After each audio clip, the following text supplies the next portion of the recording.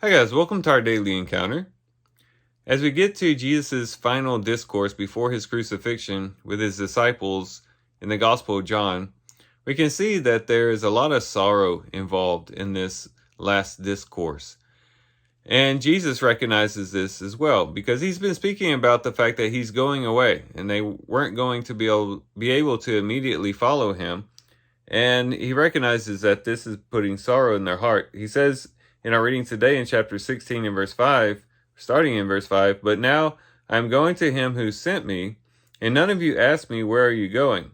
But because I have said these things to you, sorrow has filled your heart." And we can see why they would be sorrowful. There they had been with Jesus for 3.5 years, walking alongside him, watching him perform wonderful miracles, speaking beautiful truths. They had learned from him. He was their rabbi, his teacher. They had drawn very close to the Lord in those 3.5 years. And now he's using language to suggest that he is going away and he's going to leave them. And of course, this would cause sorrow because of the separation that they would feel from Jesus, but maybe also because of the uncertainty of the future in connection to this. A lot is going on here, and the disciples are becoming troubled because of it. But Jesus, time and time again in this discourse, gives them encouraging words. And in chapter 16, in verse 16, he gives some very encouraging words that I think would have been encouraging to them in connection to Christ, but also can be encouraging to us as we think about having to be separated from our loved ones. He says, "A little while, and you will no longer see me, and again a little while, and you will see me."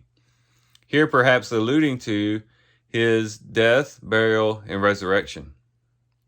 In a little while, they weren't going to see him anymore. He was going to be crucified.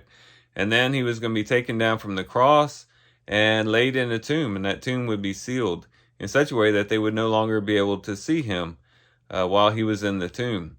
And so in just a little while, in less than 24 hours, they were going to see Jesus carried away and put into a tomb. But also in just a little while, in some 3 days from there, they were going to see him again. This goodbye that they were having to go through was going to be a temporary one because Jesus was going to be raised from the dead, and then he was going to appear to the disciples that very day, on that first day of the week. And so they would see him again, and their joy would return, and their joy would be greater than it was before. And so this would be very encouraging to know that, hey, we're saying goodbye, but it's only a temporary goodbye. I will see you again.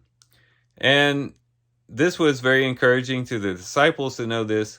And we can be encouraged as well by this statement because we know that this is true with all of our loved ones who have died in the Lord.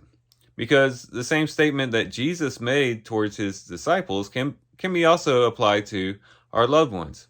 Because we know that because Jesus has imparted to us eternal life, and because of the hope of the resurrection, that when we say goodbye to our loved ones, it's only a temporary goodbye. We could say it's not goodbye, it's see you later, and that we will see them again. And we could say the same thing about our loved ones as Jesus says here. "A little while, and you will see me no longer," or you will no longer see me. "And again a little while, and you will see me." This is the beautiful and precious hope that we have as Christians, that all of our goodbyes with those who die in the Lord are just temporary goodbyes. They're not permanent goodbyes.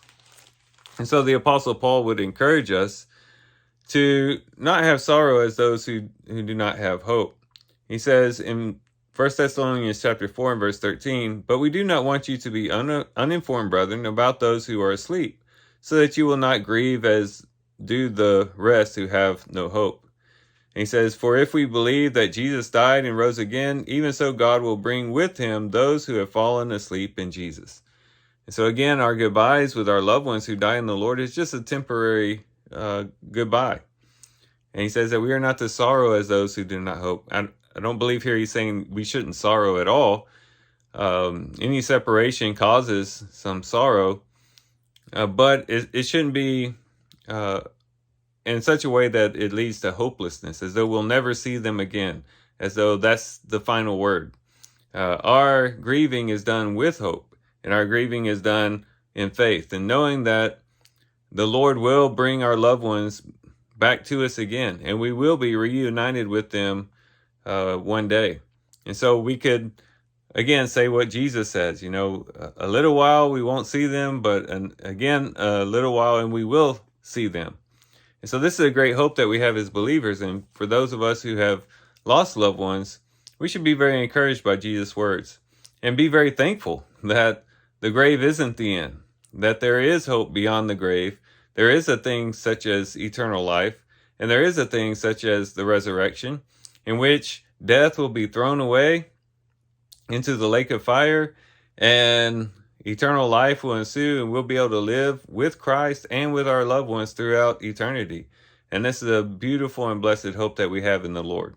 So let's be encouraged by that as we do our readings today. And with that, guys, I do thank you for watching the video today. Hope you guys have a great day. Love you guys. God bless.